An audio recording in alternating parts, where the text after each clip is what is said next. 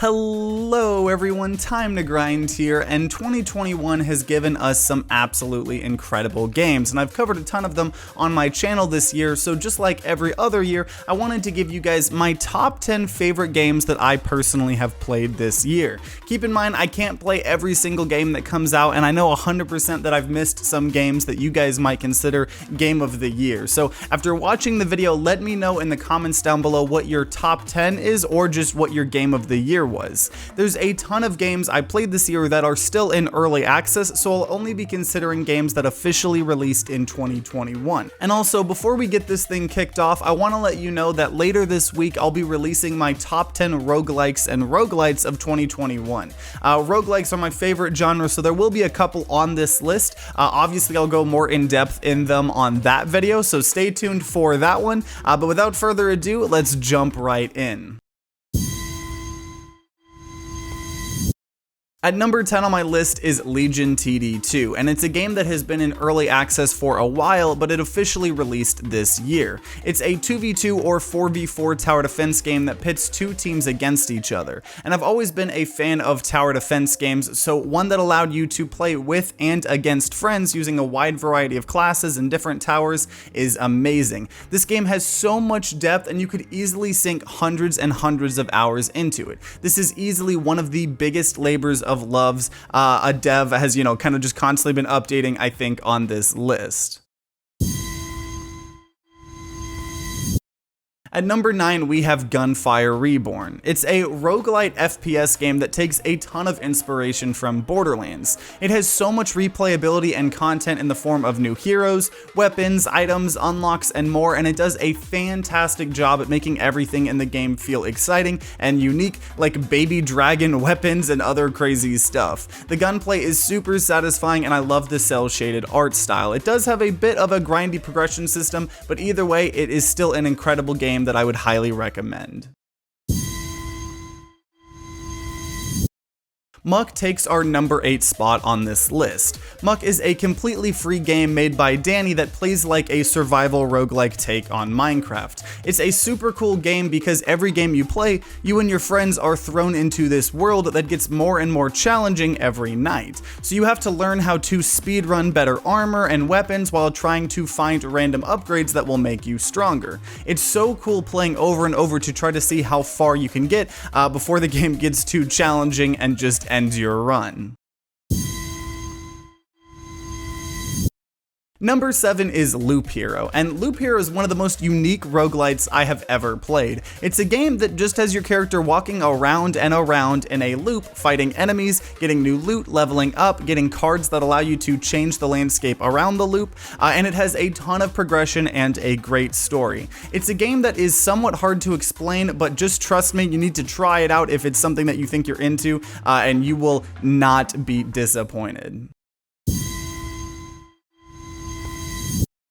Number 6 is a bit weird one, but it is Cruelty Squad. And Cruelty Squad is absolute nightmare fuel, but it is somehow one of the best games I've played. It's a single-player mission-based FPS game that has you making your way through a truly cursed world. Every single detail of this game is meant to make you feel super unnerved, from the map textures to the enemies, but somehow it's a fantastic game. The levels themselves are really well put together, and there's customization and extra things to keep you playing if you wanted to. It's just absolutely amazing and insane all at once.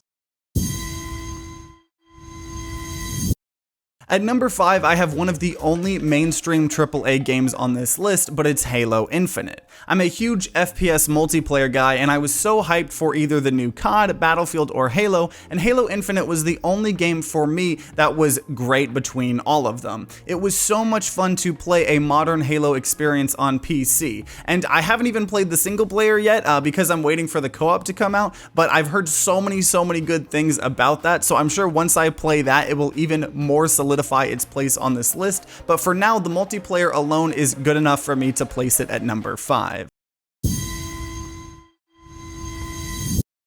At number 4 on my list is Blackbook, and Blackbook is one of the best story-based RPGs I have ever played. It's a game that's based on Slavic myths and folklore, and the combat revolves around turn-based deck building that reminds me of deck building roguelikes like Slay the Spire. And this game is one that I'm still playing. I've been making videos on it once a week for the last couple of months, and it's just so freaking cool to have this story based on this Slavic folklore all about demons and chorts and witches, because it's a culture that I have no experience with, so it's super cool, and the gameplay itself is really solid, and it overall is just one of the best games I've played this year. At number 3, we have our last roguelike on the list, and it's Griftlands. It's a deck-building roguelike made by Clay Entertainment, and it's so high on the list because it creates an entirely new type of experience by making each run several hours long and having a ton of world building, dialogue, relationship building, and more, as you not only have your combat deck, but also a negotiation deck. There's several different characters, all with their own stories and campaigns, and the game is just overall one of the most polished roguelike deck builders I have ever experienced.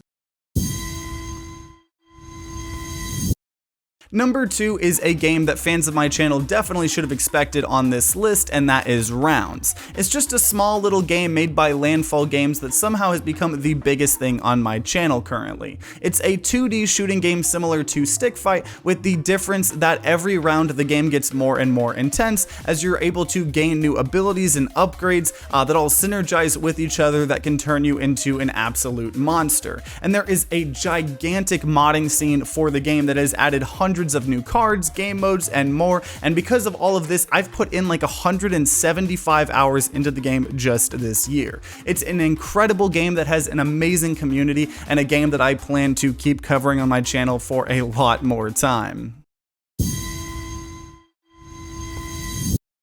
And I'm going to have to cheat a bit on this list because it is my list, of course, and I can do what I like.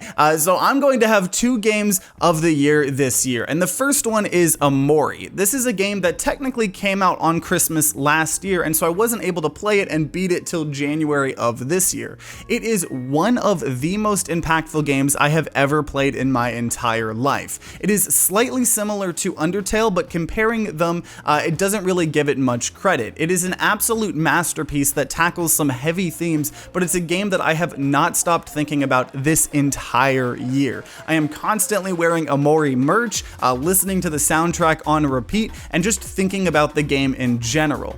It's a game you definitely should play blind, but I knew I needed to talk about it even more this year because it would have absolutely been my game of the year last year if I had been able to play it sooner. And so my actual game of the year this year is Inscription. It is a freaking insane fourth wall breaking experience that takes the form of a roguelike deck builder at first, but as you play through the story it becomes much more. It's another one of those games that you definitely don't want to spoil for yourself before playing it, but it was just one of my favorite gaming experiences I had this entire year, and it was so polished and it had so many well hidden secrets and had unbelievable storytelling, and it was just so unique. There was no way that this was not going to be my game of the year. And so this concludes my list of my personal top 10 favorite games of 2021. And if you are interested in any of the games on this list, I have entire playlists full of videos for each game on this list, and also have full reviews for every single one if you want to know more about any game in particular. This year was absolutely incredible for gaming, especially indie gaming, and it was a blast to cover so many of these amazing games this year. So let me know in the comments down below what your favorite games this year were, and consider subscribing and ringing that bell to be notified when my top 10 roguelike video comes out in a couple of days. And if it's already out, it'll be on the screen right next to me. So, go ahead and check that out. And hope you guys all had a good 2021, and wish you guys all a great 2022. See you all next time.